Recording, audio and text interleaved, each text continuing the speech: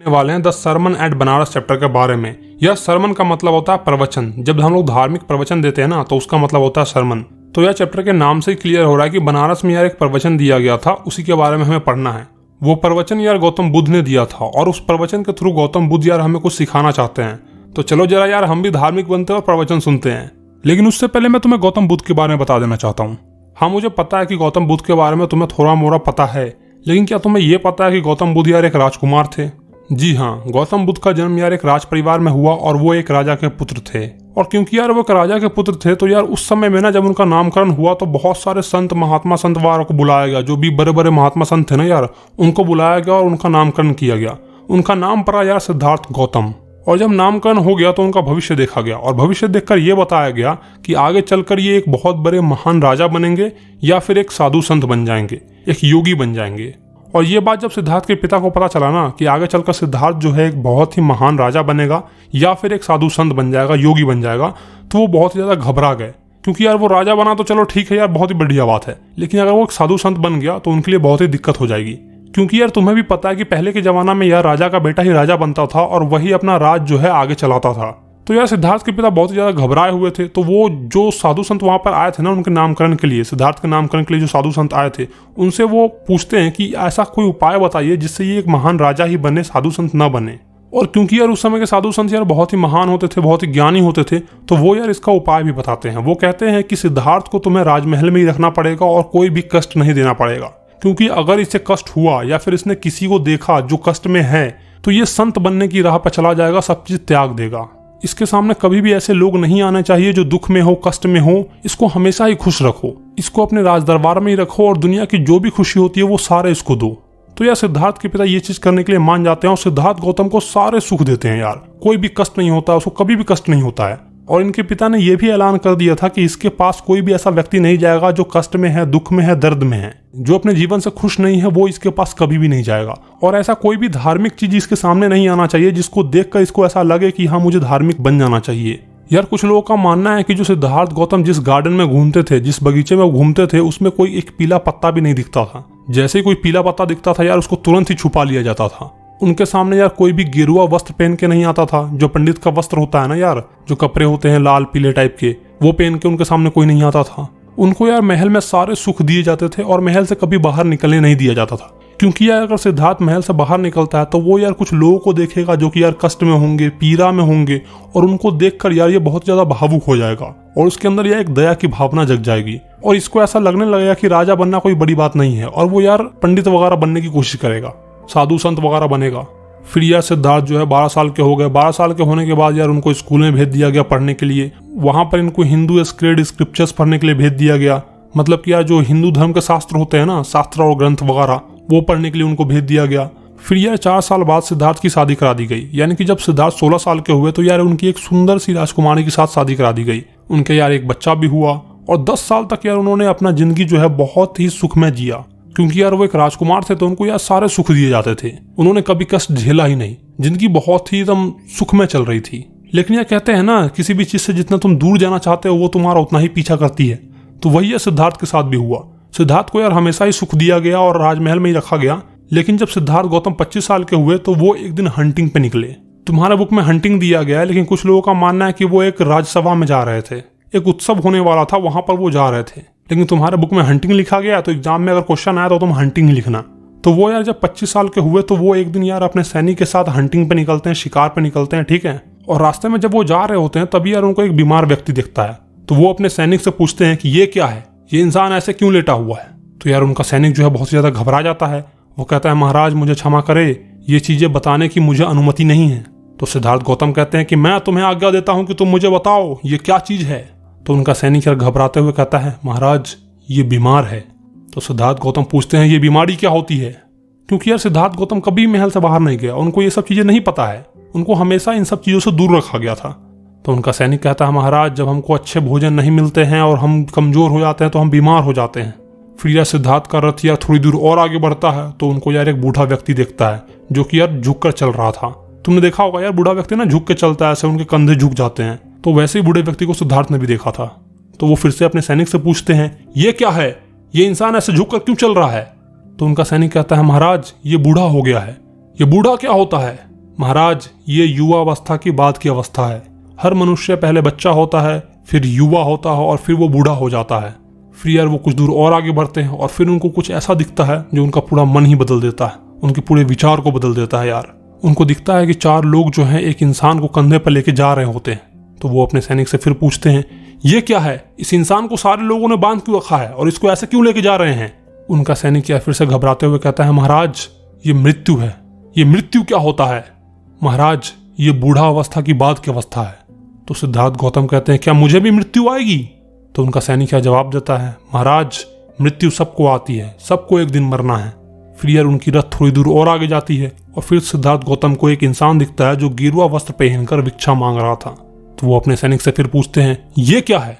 ये इंसान ने ऐसे कपड़े क्यों पहन रखे हैं और ये क्या मांग रहा है? तो उनका सैनिक क्या फिर से जवाब देता है और कहता है, महाराज ये साधु है। ये अपने जीवन से बहुत ही परेशान हो गया है।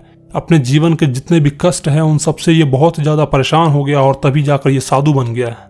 और ये सारी घटनाएं जो भी उन्होंने अभी देखी है यार, ये सिद्धार्थ गौतम का विचार बदल देती है। और लोगों का मानना है कि यार सिद्धार्थ गौतम जो है शिकार करने जाते ही नहीं है, वो आधे रास्ते से ही वापस आ जाते हैं और उसी रात वो निर्णय लेते हैं कि मैं राजसभा छोड़ दूंगा और मैं एक साधु संत बन जाऊंगा। और उसी रात सिद्धार्थ गौतम अपना राजमहल छोड़कर मॉन्क बनने के राह पर निकल पड़े। जीवन की असली ज्ञान की प्राप्ति करने के लिए वो 7 साल तक इधर उधर पूरे सृष्टि में घूमते रहे। आखिरकार वो एक पीपल के पेड़ के नीचे आते हैं और बैठ जाते हैं और ठान लेते हैं कि मैं मेडिटेशन करूंगा, मैं ध्यान लगाऊंगा और तब तक ध्यान लगाऊंगा जब तक कि मुझे ये सारी ज्ञान प्राप्ति नहीं हो जाती है। और पूरे 7 दिन बाद यार जीवन के असली ज्ञान की प्राप्ति उनको हो गई। उनको पता चल गया कि कोई भी इंसान कष्ट और पीड़ा में क्यों दुखी रहता है।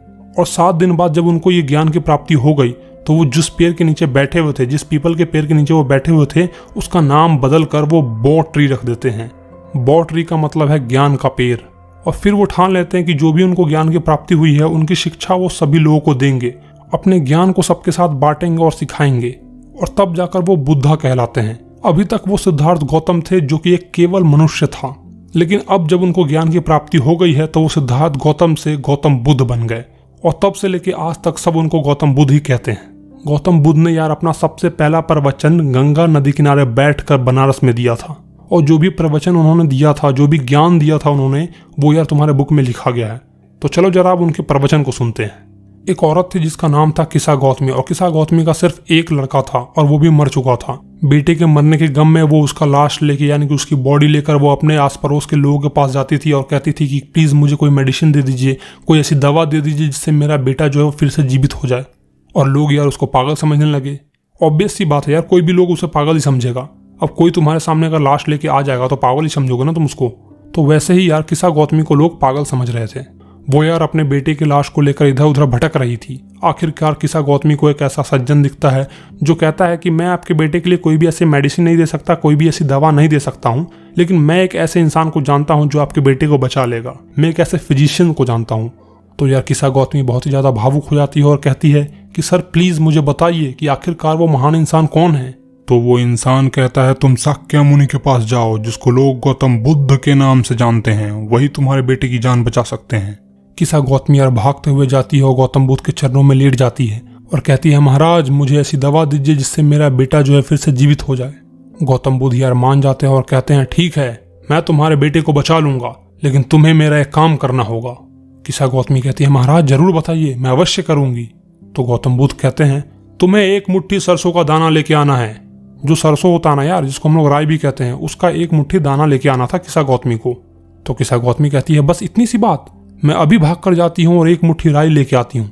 तो गौतम बुद्ध कहते हैं, लेकिन एक बात का ध्यान रखना, तुम्हें केवल उसी घर से लेके आना है 1 मुट्ठी सरसों का दाना जिसके घर में कोई न मरा हो, ना बेटा मरा हो, ना पति मरा हो, ना पिता मरा हो, ना दोस्त मरा हो। उसके घर में कोई भी मरा हुआ नहीं होना चाहिए। बेचारी किसा गौतमी यार भागते हुए जाती है और घर घर सरसों का दाना मांगने लगती है। लोग यार उस पर दया करके उसको सरसों का दाना देते भी हैं, लेकिन जैसे ही किसा गौतमी पूछती कि क्या आपके घर में कोई मरा है अभी, तो यार सबका एक ही जवाब होता था, हमें अपने हाल पर छोड़ दीजिए, जो हो चुका है हम उसको कब का भूल चुके हैं, कृपया हमें हमारे कष्ट को याद दिलाने की कोशिश न करें। और किसा गौतमी को कोई भी ऐसा घर नहीं मिला जिसमें एक भी इंसान न मरा हो। धीरे धीरे यार अंधेरा हो जाता है। किसा गौतमी यार थक कर हार कर एक किनारे बैठ जाती है और रात में यार चमचमाती हुई लाइट को देखती रहती है। वो टिमटिमाती सी लाइट कभी बुझती थी तो कभी चालू हो जाती थी, कभी बुझती थी तो कभी चालू हो जाती थी और आखिरकार वो टिमटिमाती लाइट बुझ जाती है। किसा गौतमी को यार धीरे धीरे समझ में आने लगा था कि गौतम बुद्ध यार उनको कुछ सिखाने की कोशिश कर रहे हैं। वो अपने आप से कहती है कि मैं कितनी स्वार्थी हूँ, मृत्यु तो सबके लिए समान है, जो इस संसार में आया है उसे तो मरना ही है। तो यार उसको समझ में आ गया था कि गौतम बुद्ध उसे क्या सिखाना चाह रहे हैं, क्या बताना चाह रहे हैं। तो अभी तक तो तुमने इस चैप्टर को यार एकदम कहानी के तौर पर सुना है, लेकिन अब मैं तुम्हें गौतम बुद्ध ने जो प्रवचन दिया है ना, वो मैं तुम्हें अपने शब्दों में सुनाने जा रहा हूँ। ठीक है, तो चलो अब प्रवचन सुनो। वो यार किसा गौतमी को उठाते हुए कहते हैं, उठो पुत्री, इस संसार में हर मनुष्य दुख व तकलीफ से भरा हुआ है और ऐसा कोई भी साधन नहीं है जिससे जो पैदा हुआ है वो मरने से बच सके। हर मनुष्य को वृद्ध अवस्थाएं पहुंचने के पश्चात मृत्यु मिलती है। यही जीवित प्राणियों का प्रकृति है।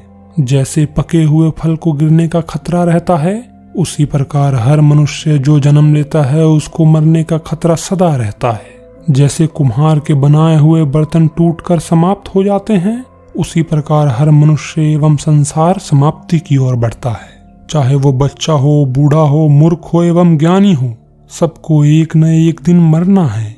एक पिता अपने पुत्र को नहीं बचा सकता, एक बंधु अपने संबंधियों को नहीं बचा सकता, क्योंकि मृत्यु ही केवल इस संसार का सत्य है, बाकी सब मोह माया है। इसीलिए बुद्धिमान व्यक्ति इस संसार के नियमों को जानते हैं और वो कभी दुखी नहीं होते। ना रोने से और न ही दुखी होने से किसी को मन की शांति मिलती है। इसके विपरीत उसका दुख और बढ़ता है, उसके शरीर को कष्ट मिलता है। वह स्वयं रोगी होकर शिन्न हो जाता है, लेकिन उसका कष्ट कम नहीं होता। वह जो शांति की खोज में है, उसे शोक, शिकायत और दुख के तीर को निकाल देना चाहिए। जो इस तीर को निकाल देता है, उसे मन की शांति प्राप्त होती है। वह जो अपने दुख पर पूरी तरह से काबू पा लेता है, उसे दुख से मुक्ति मिल जाती है और आशीष की प्राप्ति होती है। तो बच्चों, कैसा लगा मेरा प्रवचन? अब जल्दी से लाल कलर के सब्सक्राइब बटन को दबाकर घंटी बजा दो, ताकि तुम्हें भी मन की शांति मिले और जैसे ही इस गुरु की कोई वीडियो पोस्ट हो, तुरंत ही तुम्हारे पास आ जाए। तो भाई लोग यार, बस इतना ही था तुम्हारे इस चैप्टर में। ठीक है, तो वीडियो अच्छा लगा हो तो यार वीडियो को लाइक करो, अपने दोस्तों के साथ इसको जरूर शेयर करना। और हाँ यार, अगर अब तक तुमने अपने भाई का चैनल सब्सक्राइब नहीं किया तो क्या कर रहे हो भाई लोग, चैनल तो सब्सक्राइब कर लो, हैं फ्री का यार, कर लो। चलो तो मैं मिलता हूँ तुम्हें नेक्स्ट वीडियो में। Bye bye.